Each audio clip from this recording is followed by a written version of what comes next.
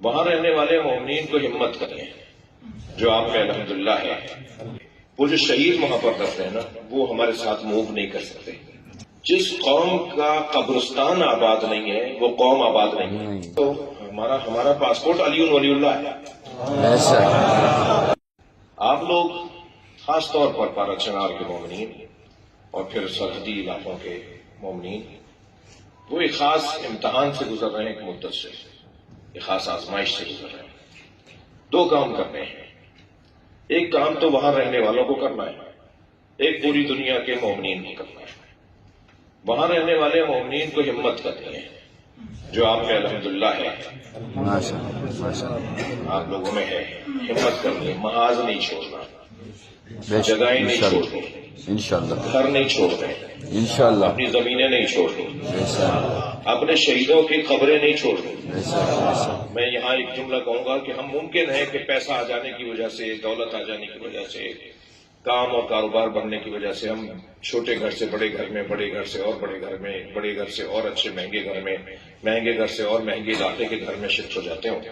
لیکن یاد رکھیں کہ وہ جو شہید وہاں پر رہتے ہیں نا، وہ ہمارے ساتھ موو نہیں کر سکتے، وہ ہمارے ساتھ بڑے گھروں میں نہیں آ سکتے. جس قوم کا قبرستان آباد نہیں ہے وہ قوم آباد نہیں ہے. بے شک بے شک بے شک ماشاءاللہ.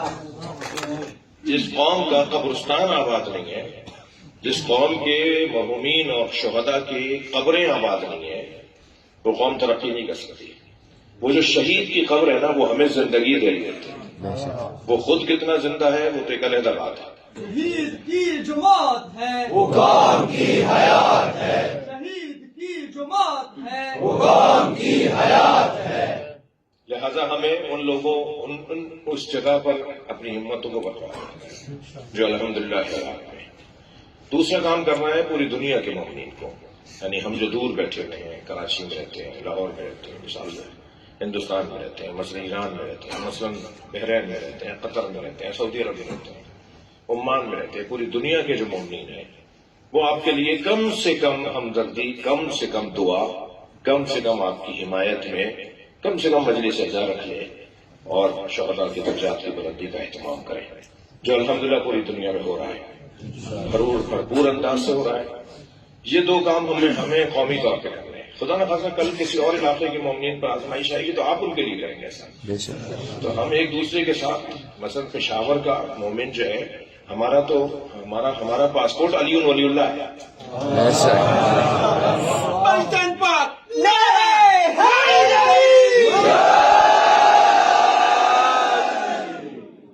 جب امام ظہور فرمائیں گے تو سارے بارڈر ختم ہو جائیں گے. بے شک پوری دنیا میں ایک ہی حکومت ہوتی ہے. اس کے لیے سننے بھی کوشش کر رہا ہے، اس کے لیے شیعہ بھی کوشش کر رہا ہے. اس کے لیے سننے بھی عقیدہ رکھتا ہے، عقیدہ ظہور مہدی صرف شیعوں کا عقیدہ نہیں ہے، اہل سنت کا بھی عقیدہ ہے. تو دونوں ہم سب ایک ہیں، کوئی فرق نہیں ہے. ایک تو یہ کہنا